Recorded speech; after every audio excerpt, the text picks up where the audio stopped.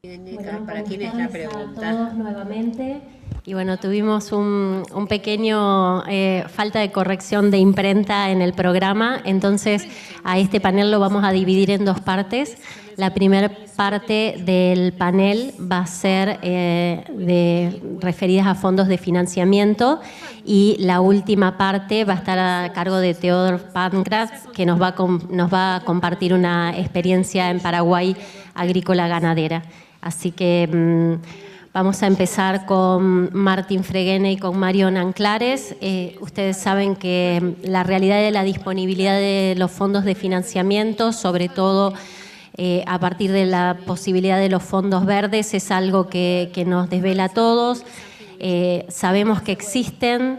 Es difícil poder conocer y tener un acertado logro de cómo aplicar a estos fondos, y son herramientas fundamentales para poder avanzar en las distintas líneas que estamos viendo en todos estos días, en todo lo que se refiere a la adopción de agricultura de conservación masiva, sobre todo atendiendo a la demanda de poder tener adaptación al cambio climático. Entonces, en primer lugar, le vamos a pedir a Mario que nos cuente desde UCAR, desde este organismo que depende del Ministerio de Agroindustria en Argentina, las posibilidades con las que contamos. Como vos quieras, Mario. Sentado o en el atril, donde te sientas cómodo. Dale.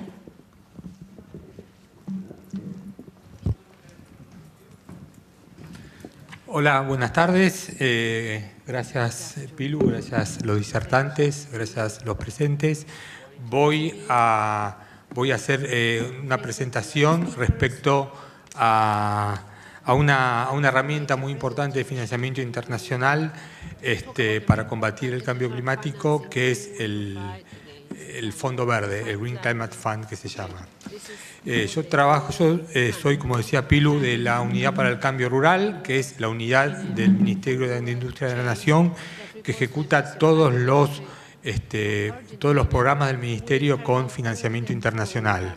En carácter de tal, esta unidad tiene bastante experiencia con el financiamiento internacional, y por eso es la ventanilla que tiene la Argentina, o al menos hasta ahora la más importante de la Argentina, para los interesados en acceder a este financiamiento. Básicamente estoy pasando yo. Sí. Algunos datos básicos del Fondo Verde del Clima. El Fondo Verde del Clima es un fondo internacional que, como decía, financia proyectos de adaptación y mitigación al cambio climático, creada por la Convención Marco de las Naciones Unidas en 2010. Tiene la sede en Corea, pero es una institución integrada por todos los países, dirigida por un board de miembros en el cual están representados por mitades países desarrollados y países menos desarrollados. El mandato de esta convención es promover un desarrollo bajo en emisiones. Los recursos del fondo del GCF, del Green Climate Fund, se financia con donaciones de los países. Se espera llegar a los 100.000 millones de dólares para donación de proyectos. Actualmente ya hay 10.000 millones de contribuciones, de donaciones firmadas, y otros 10.000 que ya están comprometidos. Este financiamiento está destinado en mitades a proyectos de 50% de este financiamiento a proyectos que tengan como objetivo la mitigación de emisiones de carbono, y otro 50% a proyectos de adaptación a los efectos del cambio climático. También se pueden presentar proyectos mixtos que comprendan tanto mitigación como adaptación. Los países pueden acceder sin techo a este financiamiento si hay una distribución de este financiamiento entre mitades entre los países en desarrollo y los países menos desarrollados. Una cosa interesante que ya vamos a ver de este fondo es que no solamente financia la ejecución de los proyectos, sino también financia la preparación de los proyectos, ¿no? Digo, los países más afectados por el cambio climático son países que, digamos, a los cuales no es sencillo acceder al financiamiento internacional. El acceso normalmente al financiamiento internacional requiere de procesos de elaboración de proyectos que a veces son costosos. Este fondo también financia esa preparación. ¿Cuáles son las características, algunas características del fondo? Digo, una cosa que me parece muy importante resaltar, que es un fondo nuevo, a pesar de que está creado en 2010, recién está arrancando, recién está teniendo sus primeros pasos y hace 2 años recién se empezaron a aprobar los primeros proyectos. Una característica es la apropiación de los países, dice, a través de AND, que son agencias nacionales acreditadas. Normalmente, para acceder al financiamiento internacional es necesario pasar por una institución financiera internacional tipo Banco Mundial, BID, PNUD, algún banco. Estos fondos permiten a los países en desarrollo acceder directamente sin intervención de estas agencias internacionales. Para eso es necesario acreditar a una institución que represente al país. En este caso, la UCAR, del Ministerio de Agroindustria, se acreditó y es la ventanilla para acceder a ese acceso, a ese financiamiento. Como les decía, hay un balance en el financiamiento entre proyectos de mitigación y adaptación. Están en el cuerpo directivo, los países en desarrollo tienen mucho peso. Y 2 cosas más que son importantes. Tiene una ventanilla que específicamente financia proyectos del sector privado. Es decir, no solamente instituciones públicas pueden presentar proyectos, se pueden presentar proyectos nacionales, provinciales, de una ONG, de una universidad o de una empresa privada. Y actualmente es el fondo más grande que hay a nivel mundial que financia proyectos de cambio climático.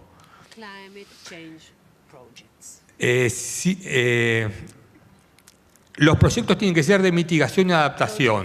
Dentro de ese rango, es decir, no son proyectos, un proyecto de conservación es financiable siempre y cuando ese proyecto muestre que implica una reducción de las emisiones de carbono. Para que un proyecto, sea aprobado por este Fondo Verde, se busca que tengan un potencial de impacto significativo. En el caso de proyectos de mitigación, lo que se mide es cuánto representa ese proyecto en reducción de emisiones de carbono. Se busca que sean proyectos que impulsen cambios de paradigma en el desarrollo. Si son proyectos que incorporan tanto mitigación como adaptación, tienen una ventaja, y que promuevan cobeneficios de desarrollo sostenible. Digo, no hay, si bien hay áreas de resultado, no hay un límite temático para presentar proyectos. Pueden ser proyectos tanto del sector agrícola como proyectos que apunten a la reducción de emisiones en el transporte, en las ciudades o de cualquier tipo de infraestructura. Como les decía, el rango de proyectos que se puede financiar son proyectos de menos de $1 millón hasta proyectos de más de $500 millones. El financiamiento es tanto con créditos como con donaciones o también como garantías. No hay una regla que determine qué tipo de proyecto tiene tal financiamiento, sino eso se define proyecto por proyecto. Igualmente, los proyectos que involucran crédito son tasas de interés muy bajas, de alrededor del 0,75% de interés a plazos de más de 40, 50 años. Y como les decía, una cosa interesante que tiene este fondo, a diferencia de otros, es que, dado que es costoso normalmente formular proyectos para acceder al financiamiento internacional, este fondo, también financia la preparación de proyectos. Depende del proyecto, hay hasta $1,5 millones disponible para la preparación. Como les decía, hay una ventanilla especial para el sector privado, es decir, no es un fondo que financie solamente proyectos del sector público. Se financia el sector público, pero el sector privado, cualquier empresa, cualquier grupo de empresas, un banco, puede acceder a los instrumentos de financiamiento de este fondo. Por último, una característica importante, les decía, que tiene este fondo, es que se accede a través de instituciones nacionales. Hasta ahora hay alrededor de 40 instituciones en el mundo que se acreditaron, es decir, que el fondo las reconoció como para ser las ventanillas para acceder. Argentina es una de esas, la institución que yo represento es la UCAR. La UCAR ya presentó 2 proyectos al fondo. Que la UCAR sea la ventanilla no quiere decir que la UCAR sea la que ejecute los proyectos. Ser la ventanilla significa avalar, presentar el proyecto de cualquier institución que tenga un proyecto de mitigación o adaptación que quiera ser financiado. Esto es importante, esto es decir, es muy importante tener claro que cualquiera puede acceder al fondo, ¿no? La UCAR es la ventanilla para llegar, pero eso no significa que la UCAR tenga que estar involucrada en el financiamiento, en la ejecución del proyecto. La UCAR sí lo que puede hacer es ayudar a los interesados a formular proyectos para acceder al financiamiento. Bueno, nada más, acá en la página de la UCAR hay bastante información y están inclusive las guías, los modelos de notas que son notas resúmenes de proyectos para cualquiera que esté interesado en acceder al financiamiento. Nada más y a disposición por cualquier pregunta. Gracias.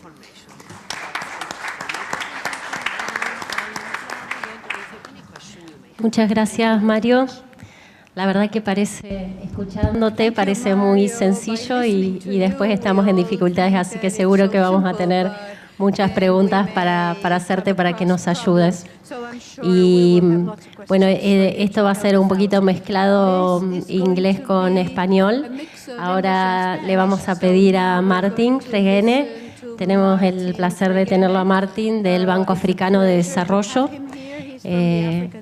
También durante todos estos días y con este movimiento de agricultura de conservación, la posibilidad de trabajar en cooperación con otros países y entre continentes es una gran oportunidad para poder llevar esta tecnología y poder desarrollarla y adaptarla en otros lugares. Y bueno, seguramente Martín nos va a alentar en ese sentido. Te escuchamos. Thank you, Martin. Muchas gracias, Pilu. Le agradezco mucho a usted y aprecio por la invitación. Me gustaría hablar en español, pero llevo, como 9 años sin hablar español. Entonces, de pronto voy a machacarlo y más bien hablo en inglés. Aprecid, very grateful to you for inviting the African Development Bank. Estoy realmente muy agradecido de haber sido invitado a este congreso tan importante. Estoy acá en representación del señor Casablanca, que representa Argentina, Brasil, Arabia Saudita, y Austria y el banco. Y bueno, estoy muy contento de estar. Quiero agradecer a los organizadores y a la buena gente de Argentina por una conferencia muy bien organizada, una de las mejores conferencias en la que he estado desde hace mucho. Los sitios de reunión excelentes, las conferencias maravillosas. Felicitaciones. Traigo saludos de nuestro presidente que ha recibido un premio internacional, manda sus saludos, le gustaría haber estado aquí personalmente, es muy apasionado de la agricultura y está muy impresionado también con la agricultura argentina, que entiendo tiene uno de los promedios más bajos de edad de productores, creo que 42 en promedio. Esto es el sueño de nuestro presidente, que la gente joven entre al establecimiento productivo. Conozco a un argentino que no hace tantos años que está produciendo, pero que está en África desde hace poquito, justamente, es un argentino, y yo le pregunto por qué es tan baja la edad de los productores argentinos. En Europa desde 60 años o 50 en otros lugares, en Estados Unidos, ¿por qué aquí es tan bajo? Y mencionó dos cosas. La innovación. Hay mucha innovación en Argentina y esto permite bajar el costo de la producción agrícola, aumentar la productividad, utilizar maquinarias que reducen el costo de la producción, y la innovación va de la mano de la gente joven. Y otra cosa que tiene que ver es la demanda del mercado. China, por ejemplo, en Asia, sobre todo, demanda de soja y de maíz.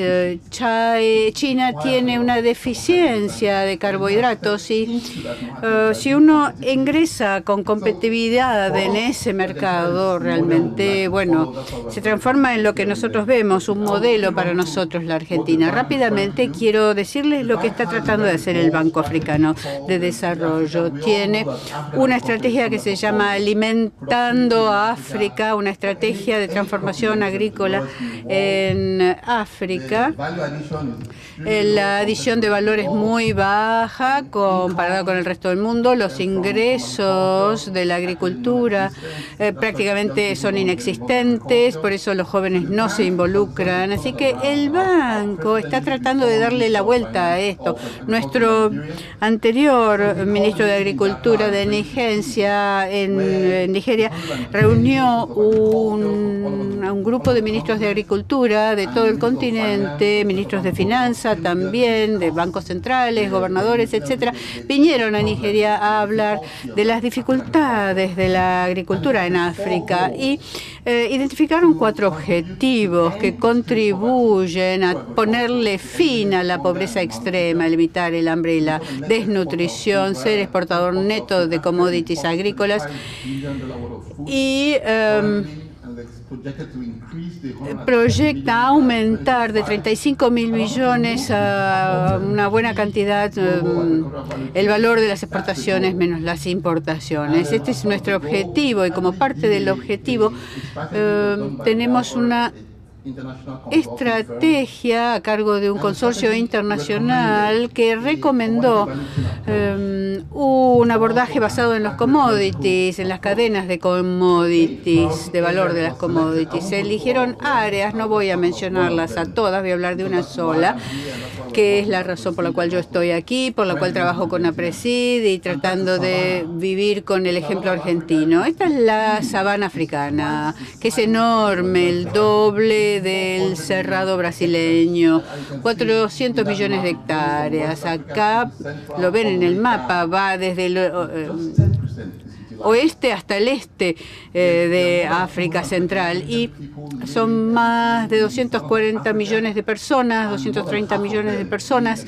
que viven y casi todos con extrema pobreza. Un 65% de la tierra arable que queda en el mundo está en las sabanas. Es la última frontera, por así decirlo, frontera agrícola, y nosotros nos apoyamos en este potencial. Pero si bien hoy solamente contribuye un 10% al calentamiento global, la verdad es que hasta aquí está en cuanto a riesgos en el peor lugar de cambio climático, y se predice que en los próximos años los rindes van a bajar un 30% y bueno, al principio incluso va a ser más irregular este decrecimiento. Así que, bueno, estábamos hablando recién del mercado chino. Nosotros tenemos que tratar de adaptar los cambios que están ocurriendo. Cuando el doctor Gaffney hablaba hace un ratito, Él mencionó la agricultura sostenible, que tiene que ser amigable para el ambiente, tiene que ser económicamente posible y sostenible. Entonces, ¿qué hacemos en el banco? Tenemos presente que hay que ser amigable con el ambiente y que también tiene que ser amigable con los bolsillos. Esto es una de las cosas interesantes de la Argentina. Ganan dinero y es sustentable desde el punto de vista social. Nosotros estamos trabajando, siguiendo de cerca lo que pasa en Sudamérica, en Argentina y en Brasil. Creo que Brasil es uno de los ejemplos mejor conocidos de lo que sucede en las sabanas. Más de 3 décadas Brasil pasó de tener un déficit alimentario a ser uno de los principales potencias del mundo en cuanto a alimentos. Cambió de lo que es la imagen de la izquierda a la imagen de la derecha. Si pensamos en los cerrados, hay 4 cosas que influenciaron en esto. La tecnología es una, las innovaciones que llevaron a un drástico aumento. Distintos participantes en el mercado. Luego, empresarios o agricultores empresarios que sabían sobre la parte cómo ganar dinero. Y también un tercer punto que tiene que ver con los créditos rurales. Y bueno, esto no ocurre como por arte de magia. Hay políticas que sustancian todo este desarrollo. Y si vemos Argentina y Brasil desde el banco, nosotros tenemos lo que llamamos la iniciativa de la Sabana Verde en el banco. ¿Qué es esto? Estamos trabajando en 8 países que se ven delineados aquí en rojo. En estos 8 países estamos tratando de generar plataformas de innovación en donde introducimos tecnología y trabajamos en este sentido con JICA y en Japón y con APRESID para una cuestión de financiación, y también con maquinarias y semillas y empresas agroquímicas para introducir tecnología, evaluar la tecnología, no para granjeros de subsistencia. Ellos tienen que obviamente avalar esto, pero tenemos que darles apoyo sin duda. Pero más allá de esa situación, necesitamos también productores comerciales, no solo de sobrevivencia, de supervivencia. Entonces tenemos que integrar a todas estas personas. Con esta plataforma pensamos hacerlo. Empezamos en un país, en Ghana, para entender cómo son las prácticas de trabajo. Si las plataformas fueran lo mejor disponible, esto es lo que se va a testear y evaluar y adaptar a las situaciones, a las condiciones locales. Un segundo aspecto de este concepto de hub o de centro es lo que llamamos establecimientos comerciales. La agricultura no es un sector social, no es un modo de vida, es un negocio. Es un negocio y nosotros queremos tener productores comerciales de Brasil, de Argentina, de donde sea, a los que le va bien, y de ellos queremos aprender y usar créditos y políticas, incentivos que nos lleven, que sean atraídos a este espacio. Pero también queremos asegurarnos de que incluyan a otras personas jóvenes, otros productores en el sistema, que ayuden a estas personas a ganar dinero también. Lo que estamos haciendo es aplicar esquemas muy prácticos, muy simples, para involucrar a las personas a nivel local. Hoy habíamos escuchado de esto. Pasamos de menos de $300 al mes de ingresos, al año, perdón, a $300 al mes. Esto es a 3.000, perdón, que esto es lo que hace que la gente se involucre y esté interesado en particular. Y por supuesto, para esto hace falta el conocimiento, la investigación y el desarrollo, el trabajo desde este concepto de hub, de centro.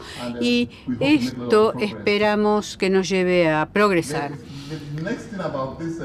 este año y el próximo. Lo siguiente tiene que ver con socios, asociaciones. Trabajamos con muchos asociados. Yo mencioné a Preside en Argentina, con Campo en Brasil, con INTA de Argentina, Embrapa, que es muy importante entre todos los países miembros de la región, y queremos traer tecnologías ambientalmente amigables y económicamente sostenibles, tratando de acercar las tecnologías que de hecho sean no solo sostenibles, sino incluyentes, inclusivas, tecnologías que en el largo plazo sean realmente sostenibles. Y bueno, con esto me detengo. Muchísimas gracias por su atención.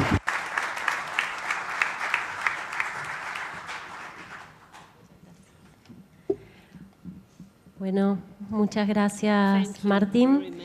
La verdad que muy inspirador, y sobre todo para este 7º Congreso de Agricultura Mundial, donde estamos tantos países intercambiando juntos posibilidades para extender, insisto, esta adopción de la agricultura de conservación y el valor de las alianzas estratégicas con los distintos roles y el empuje que le estás dando a toda esta situación para que nos animemos más y más. Muchísimas gracias, muy inspirador. Pienso que podemos dar un espacio de unos 5 o 6 minutos de preguntas específicas ahora para Mario y para Martín, antes de pasar a la presentación de Theodor. ¿Puede ser? Sí, perfecto. ¿Tenemos preguntas o directamente con micrófono levantan la mano?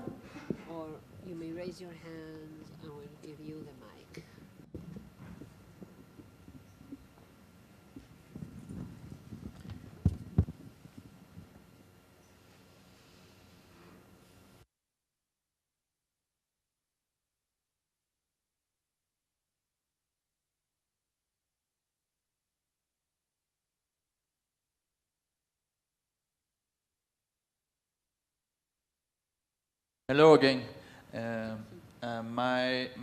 Una vez más, mi pregunta es para el señor Faghini. Felicitaciones por su presentación. Yo soy de Embrapa y, como usted dijo,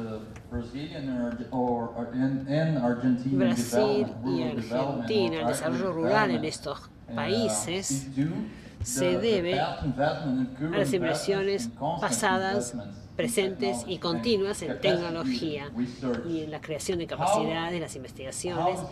¿De qué manera cómo está sucediendo esto en África? ¿Ustedes están creando una base de investigación? ¿De qué manera están trabajando en los institutos en África hoy? Muchas gracias. Muchas gracias por su pregunta. La verdad es que el Banco de Desarrollo de África está poniendo mucho énfasis en el conocimiento y la tecnología para hacer avanzar todo esto. No tuve mucho tiempo, así que no puedo hablar de todo lo que hacemos, pero que tenemos una iniciativa llamada Tecnologías para la Transformación Agrícola de África. Es un proyecto de $800 millones que va a dar apoyo a centros de investigación locales, a centros de investigación internacionales y a amigos del exterior como Embrapa e INTA para que nos ayuden en lo que estamos haciendo. Estoy de acuerdo con usted. La base del progreso es la innovación. Entonces, nos estamos tomando esto muy en serio. Gracias.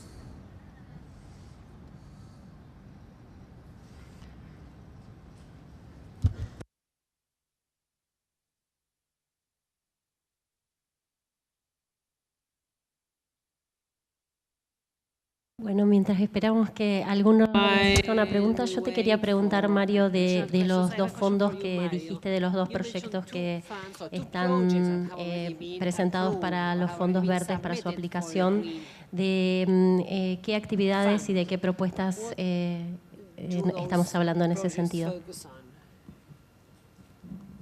Sí, uno es un proyecto vinculado al desarrollo de la energía eólica. está impulsado por el Ministerio de Energía de la Nación, que cofinancian las iniciativas que se presentaron a través del lanzamiento del Renovar. El otro es un proyecto que directamente está involucrado en la UCAR, que lo que hace es promueve en el desarrollo de microrregiones el financiamiento de pequeñas inversiones que tengan como objetivo la mitigación o adaptación al cambio climático. Son proyectos de infraestructura de hasta $1 millón.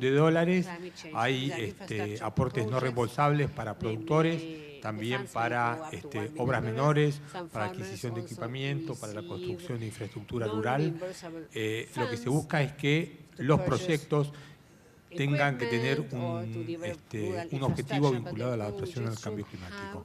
Pero son proyectos para introducir financiamiento climático en el desarrollo de microrregiones.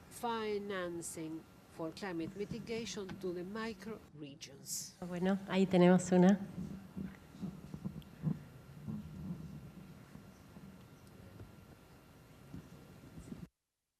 Hola, le puedo hacer una pregunta a Martín. ¿Cómo ves la posibilidad de que hablabas de innovación, de que el Banco de Desarrollo Africano, por ejemplo, fomente la siembra directa con fondos de ustedes en África? Muchas gracias, Santiago. En realidad es por esa razón que estamos aquí, ¿no? La idea nuestra es cualquier cosa que vamos a hacer tiene que ser sostenible para el ambiente, socialmente, y la vía para tomar realmente es agricultura de conservación.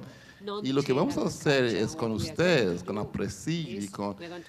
Tú sabes mucho de la agricultura allá en Nigeria, ¿no? Uno ve después de la cosecha la tierra totalmente desnuda, ¿sí? Y ahí vienen el viento, vienen un montón de cosas y se sacan la carpa del suelo.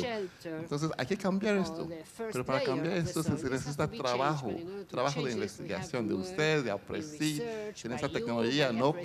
Para ver cuál es la rotación de cultivos.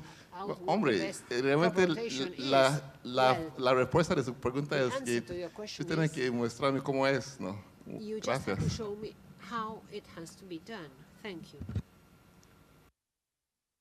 Mientras alguien más se anima, yo quería preguntarte, Martín, cómo veías el rol de los gobiernos en estas alianzas y en estas propuestas de los distintos países para involucrarse y dar un marco de seguridad en todos los aspectos para estos avances. Gracias, Pilu. Los gobiernos tienen 3 papeles muy importantes para jugar. Uno es la política de agrícola, toda la política, la política de mercado, la política de todo lo que es insumos y maquinaria, y ellos tienen que jugar este papel muy importante. El segundo es adquirir tierra para los hubs que le hablé, ¿no? El gobierno tiene que adquirir tierra y dejarlo disponible para la gente que van a entrar. Por tercero, los gobiernos tienen un papel muy importante para jugar en lo que es registros de químicos que van a entrar, ¿no? Van a entrar bastante químicos para estos diferentes ensayos de agricultura de conservación. El gobierno tiene que poner la cara ahí. Muchas gracias, Martín. Allá tenemos una pregunta. Over there in the back. Sí, mi pregunta va a lo siguiente. ¿Cómo es el sistema de tenencia de la tierra the land holding en África? system in Segundo, Africa? Si ustedes tienen previsto la participación de particulares, de grupos de trabajo para su desarrollo, ¿y hacia dónde apuntan? ¿Qué sistema de producción apuntan? ¿Granos o carnes? Bueno, África es muy diverso. África realmente es 54 países, ¿no? Hay algunos países donde el gobierno es el dueño de toda la tierra. ¿Sí? Hay otros países donde las comunidades son los dueños de la tierra. ¿Sí? Y hay algunos países donde hay una mezcla de los dos. Pero lo más importante es de que uno tiene que saber que en África hay empresas, plantaciones con plantaciones muy grandes que llevan décadas trabajando ahí sin problema. La tierra lo dieron hace, no sé, 50 años y ellos siguen usando esas tierras. ¿Sí? Entonces hay la posibilidad de conseguir tierras sin problema, pero es diferente en diferentes países. Bueno, sobre tu otra pregunta, granos o carne, yo creo que más que todo uno tiene que pensar en las cadenas productivas, ¿no? Entonces no solo en granos, pero uno tiene que pensar más allá, pollo, carne, todo, porque usted sabe que transporte de granos es mucho más caro que transporte de pollo o de carne. Bueno, muchísimas gracias. Thank you very much. Si no tenemos más preguntas, le vamos a pedir a Teodoro que haga su presentación y nos devuelva a la mirada de la producción.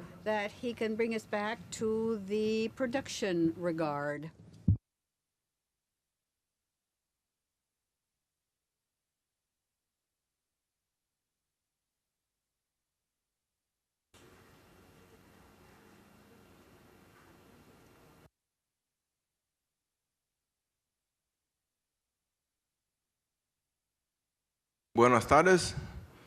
Para mí es, por un lado, un honor ser invitado de compartir experiencias del trabajo que hemos hecho hace muchos años. Por otro lado, es un desafío enorme para mí porque, primero, yo pienso en el idioma alemán. Por ende, a veces me faltan las palabras en castellano, a pesar de que yo vivo toda la vida, 56 años ya en Paraguay. Y por otro lado, porque yo no suelo dar charlas así en espacios cerrados, más bien recorriendo con gente en el campo y mostrando lo que estamos haciendo. Entonces, para sentirme mejor, yo les invito para un viaje rápido a Paraguay. No sé si ustedes pensaban que en ese Congreso Mundial iban a estar en Paraguay también. Vamos a ir rápido allá. Yo, además de ser productor, también soy piloto, así que no cuesta llevarles. Nos subimos todos. Salgamos. Ahí nos vamos a Paraguay. Nos vamos al departamento de menos seguridad, o sea, más peligroso en el país, pero tranquilo. Vamos a ir a 1000 kilómetros al norte de Rosario y ahí a 50 kilómetros del río Paraguay. Ahí llegamos a la finca. El clima es subtropical, veranos calurosos hasta 42 grados Celsius. Inviernos frescos de hasta 2 grados bajo cero y con precipitaciones anuales promedias de entre 1200 a 1500 milímetros años, con excepciones en años de Niño hasta 2500. Pero con frecuentes veranicos de 3 a 5 semanas que nos acompaña casi cada año, que nos cuestan mucho. Tenemos que aprender a vivir con eso. Ahí en el viaje ya llegamos a la sede de la finca. Estamos a una altura de 235 metros sobre el nivel de mar. Acá vemos la sede central de la finca, donde están la estática para granos y los galpones, o sea, la maquinaria, los techos. En esa imagen misma vemos un día de campo, es un ensayo de soja que es habitual en nuestro campo, que hacemos muchos, es de este año, de esa última campaña. Y esta tierra mismo donde... ahí vamos, estamos lejos ya. Ahí. Ahí mismo donde está el día de campo es una parte donde se empezó hace 28 años la siembra directa y durante ese tiempo no fue removido este suelo.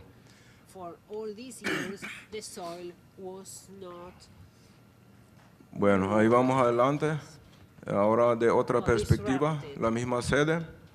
En esa imagen, a ver, esa es la parte principal.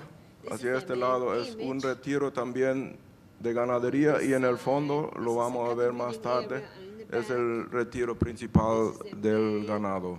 La superficie es total 650 hectáreas. La rotación con integración agricultura-ganadería es de 255 hectáreas, exclusivamente agrícola aún 250 hectáreas. Y reforestación en sistema silvopastoril 60 hectáreas y bosque nativo tenemos 85 hectáreas. Eso empezamos a desarrollar en el año 1985 con en aquel tiempo apenas 70 hectáreas, que es la parte el ancho de aquel bosque. Son 400 metros de ancho. Eso fue el primer lote. Hoy llega hasta allá y este lado y allá hasta el fondo, adquiriendo así propiedades vecinales. Ahí vemos algo de nuestro suelo. Es arenoso, 85% arena en superficie. El subsuelo arcilloso y altamente susceptible a erosión en siembra convencional. Esas son imágenes antiguas. Hoy, por suerte, ya no tenemos esas. Y gracias a Dios no son de mi propiedad. Pero eso ocurre cuando no cuidamos el suelo. Acá vemos otras imágenes de tiempos pasados. En la imagen superior a la derecha se fue el productor con la lluvia, sobró solo el zapato. Ahí dejamos de labrar el suelo en 1989, el año en que iniciamos la siembra directa, y esto fue gracias al insistir seguramente de todos conocidos, doctor Rolf Derbsch, quien por motivos de salud hoy no puede estar entre nosotros. El desarrollo y en nuestro caso el exitoso desarrollo de toda la siembra directa también fue gracias a visitas, a recorridos que hicimos también a Brasil, a los pioneros como Herbert Parts, Frank Dijkstra, Nono Pereira, y mediante eso y el continuo apoyo del Dr. Rolf Derbsch tuvimos éxitos en esto. En esa imagen vemos la propiedad que probablemente tiene la más fuerte pendiente que es cultivada en nuestra cooperativa. Tiene pendiente de hasta 10%, donde observamos rastrojo de maíz zafra, soja safriña cosechada y avena negra plantada que ya, no sé si ya se ve, pero ya germinada. Eso fue sembrada con una sembradora de espaciamiento de 17 centímetros entre líneas y a pesar de esa máquina, el suelo queda cubierto. Así protegemos de erosión nuestro suelo. Acá vemos los cultivos en rotación y eso es en la parte que todavía es agricultura exclusiva, donde no entra todavía la ganadería. Vamos a empezar a la izquierda abajo, es el nabo forajero, lo rolamos, le sigue el maíz zafra. Esto es el mismo nabo que vemos rolado en la segunda imagen superior, maíz zafra. Le sigue soja safriña, que vemos en la parte superior izquierda. Y a la soja safriña le sigue la avena negra, que vemos en la... Ahí yo me voy lejos otra vez. Ahí estamos. Ahí la avena negra. Esa avena negra le sigue otra vez soja, pero zafra. Y el maíz safriña implantado junto con el rusiciensis. Anteriormente lo hicimos diferente, hicimos maíz safriña y después siguiendo con milieto. Hoy día cambiamos para el rusiciensis, que es un muy buen controlador del buba, o como yo vi acá en Argentina, la rama negra.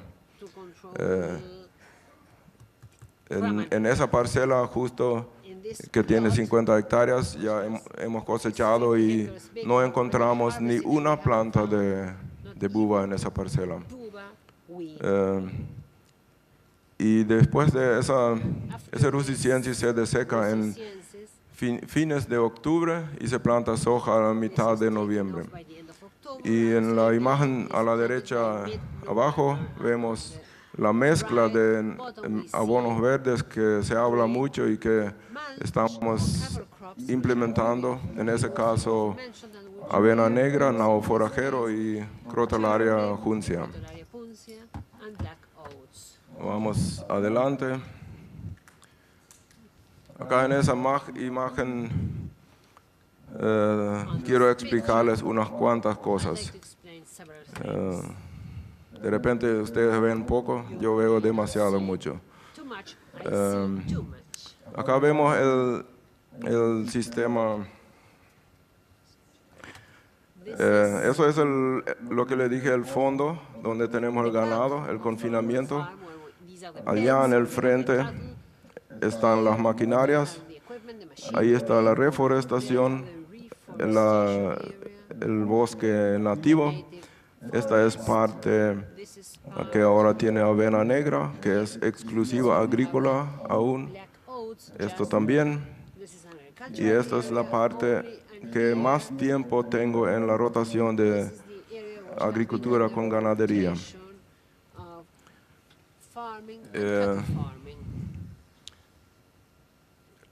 Lo más importante que les quiero mencionar en esa charla ocurrió sobre esto. Esto acá abajo es maíz safriña ya cosechado y esta imagen es de apenas 2 semanas atrás. Es después de una helada muy fuerte que tuvimos donde se quemó toda la pastura.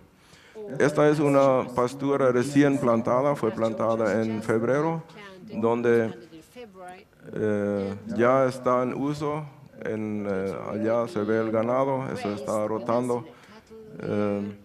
Y eso tuvo 3 años de soja, ahora antes de ese plantío del pasto. Y de esos 3 años de soja, 2 años fueron con sequía y 1 año fue de abundante lluvia.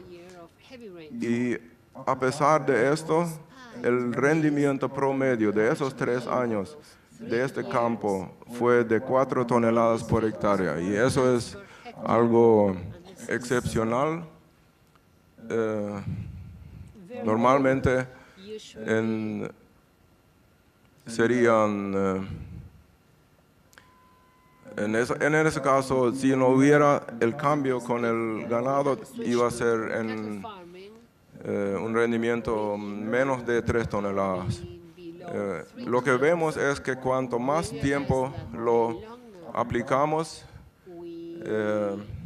más se estabiliza y mejor consistencia de suelo tenemos. La estructura de suelo es lo que mejora. Vamos adelante porque el tiempo se nos va. Ojalá que no nos corten justo en el vuelo de vuelta. Ahí la integración la realizamos en ciclos bien diferenciados. Agricultura de 2 años y medio, es decir, 3 cultivos de soja. Pastura y ganado con duración de 2 años y medio. Así quebramos el círculo maléfico del monocultivo de la soja prevalente en la región. Pero tenemos la flexibilidad de adaptarnos a lo que nos dicte el mercado. Si, por ejemplo, el pronóstico del clima es sequía y el ganado está bien, con buenos precios, se puede fácilmente llegar a 3 años y medio o hasta 4 años y medio de ganado. Es muy flexible el sistema. Y vamos adelante. Acá vemos también la separación de los sistemas en el bajo. El maíz, la agricultura en el medio, reforestación, que se instala sobre los cauces hídricos, si los tenemos en nuestros campos, y en el fondo el ganado. En esa imagen vemos una pastura que es el primer año de uso después de la agricultura. Es un pasto bien oscuro, con mucha carga animal. El pasto siempre lo sembramos con el sistema de siembra directa. No removemos suelo ni para plantar pasto ni de vuelta a plantar soja. En esa imagen vemos una soja después de 4 años y medio de pastura, y se habla mucho de compactación del ganado.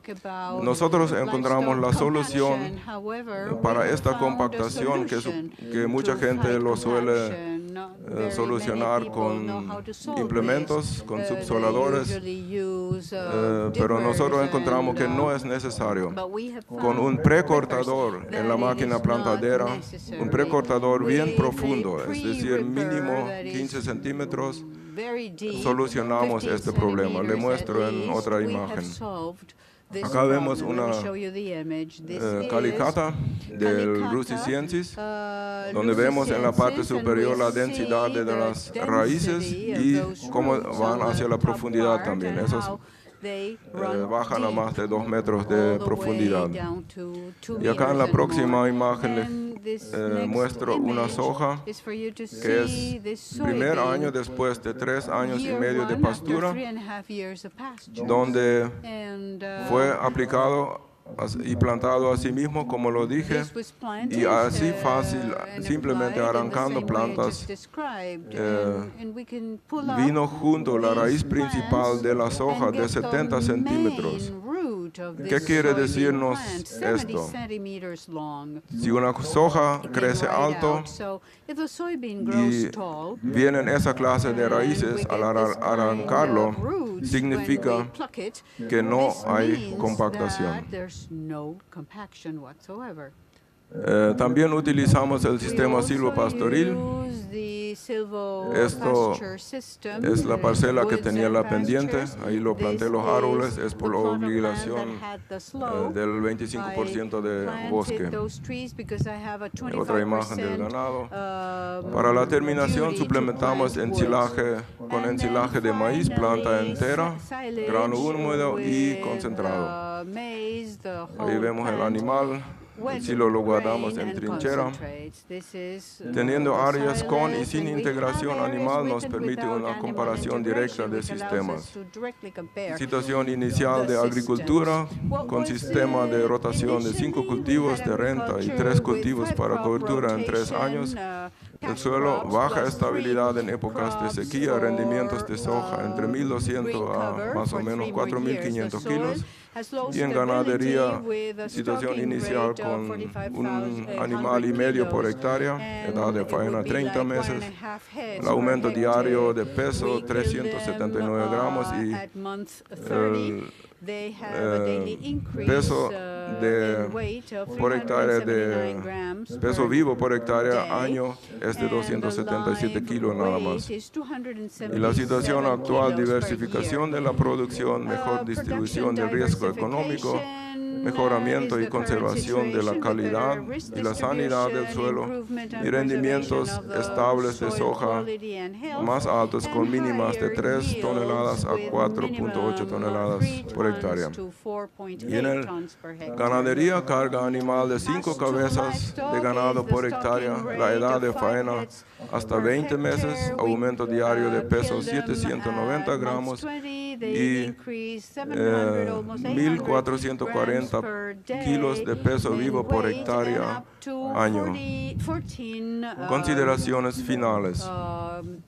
El sistema de integración agricultura-ganadería permite aumento de los rendimientos de granos y carne, agregar un valor al maíz con la posibilidad de convertirlo en carne, producción de forrajes de mejor calidad, reducción de plagas, enfermedades y plantas dañinas, aumento de la infiltración y retención de agua en el suelo, mayor eficiencia en el uso de correctivos y fertilizantes y mayor requerimiento de mano de obra, que socialmente es bienvenido.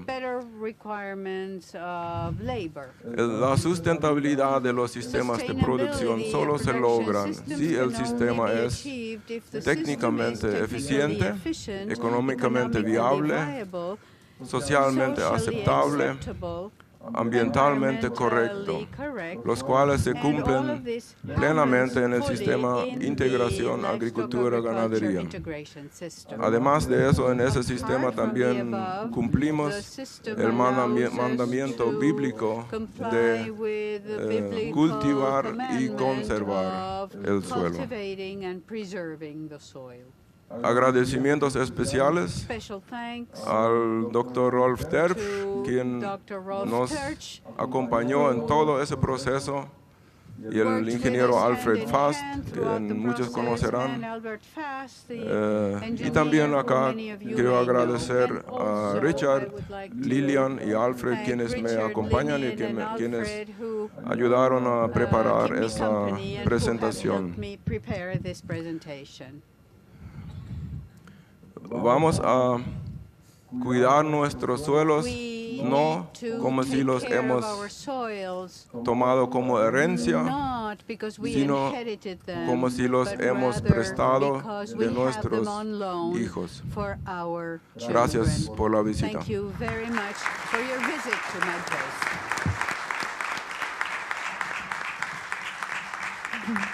Muchas gracias, Theodor, por mostrarnos una herramienta más en este camino de la agricultura de conservación. Gracias, Mario, porque bueno, muchas veces adjudicamos a la falta de financiamiento, proyectos, posibilidades y oportunidades para que este avance sea más rápido o atender demandas específicas. Nos mostraste un camino para empezar a recorrer. Y gracias, Martín, por animarnos e inspirarnos. África, sin duda, está en el foco de todos nosotros, en la preocupación de todos nosotros, por supuesto con otras zonas del planeta, pero África es el punto en el que coincidimos todos, y fue muy inspiradora tu presentación para que todos pensemos en cómo podemos unirnos en este desafío que va a ser para bien de todos. Y muchísimas gracias a todos ustedes, ya nos vemos mañana.